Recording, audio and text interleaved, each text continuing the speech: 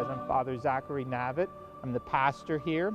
I've been here at the church for 5 years now, starting my 6th, and it certainly has been a blessing for me to be here and certainly to serve both in a church and in a parish that is so historical and such a really a treasure to preserve. Some of you at least have been here before, maybe many of you. I know that this church has a very special part in your history as a family, and it certainly has a great history in and of itself. St. Francis de Sales Parish was started in 1890. It was really started by a rebel, an Irish working woman who wanted a church closer to her home, so she petitioned. She was bold enough to write a letter to the Archbishop himself asking for a church, and her request was granted. At that time, this was a neighborhood mostly of Irish immigrants, and through our history, well over 100 years, this neighborhood, that has remained a constant. This is still a neighborhood that is welcoming immigrants. The first pastor built a combination church and school, and that soon outgrew the needs of the growing parish. And the second pastor, who became Bishop Crane, was the one who set out to build an edifice that he thought would be a fitting place to worship God and to certainly make a statement in this community where the Irish immigrants were coming into their own. So to make a statement of faith, a building that would speak faith. So of course in collaboration with Henry Daggett, you're looking at what they came up with, something that's completely unique as far as architecture, especially even here in Philadelphia. The cornerstone was laid in 1907, and the church itself was dedicated in 1911. So you'll see that it happened very quickly that a church of this magnitude went up. As you look around, you'll see there are some very unique features to the church, in addition to the beautiful use of marble and mosaic. You'll also notice some features that were probably very cutting edge. The floor is on a pitch from the back to the front. It is actually the back of the church is about 1.5 feet higher than the front.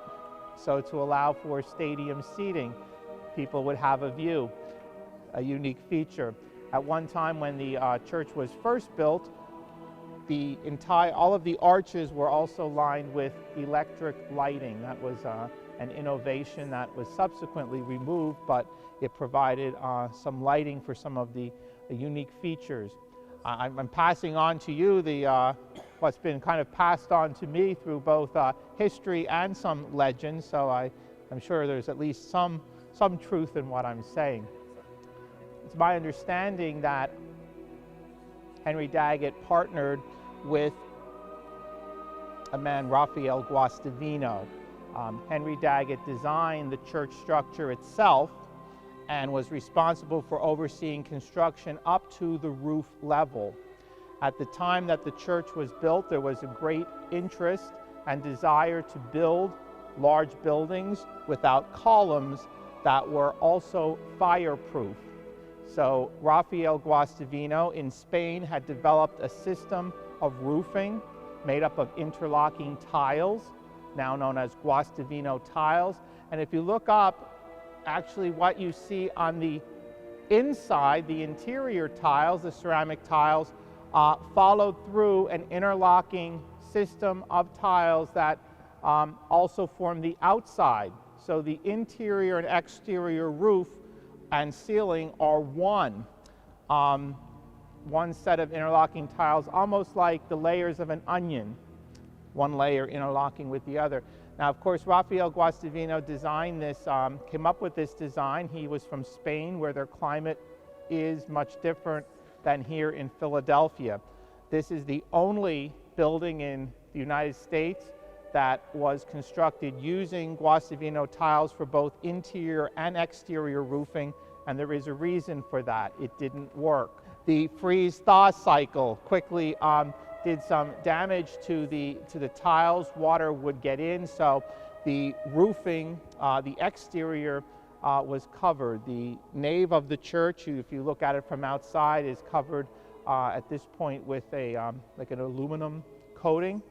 And the dome, which is the significant landmark aspect of the church, the dome through the years continued to give some problems until the 50s, when the solution that was devised was to create a dome over the dome. So the original dome, which again would have been in these muted earth tone colors, both interiorly and exteriorly, was covered by a dome composed of cement, and then ceramic tiles were used and attached to cover the exterior to mimic the look of tiles, but to create a much different look outside. The look that you see that has come to be known as the Dome of DeSales is not really the original look that would have been found here.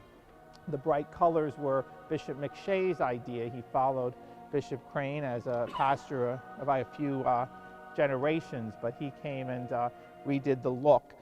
That didn't work either, so which brings us pretty much to today. We're in the midst of a study. We just had a firm from New Jersey conduct a thorough architectural and engineering study of the building, which came with both its good news and its bad news. The good news is that Mr. Daggett designed a very sound, both beautiful and sound building. So what we're sitting in is certainly here to stay.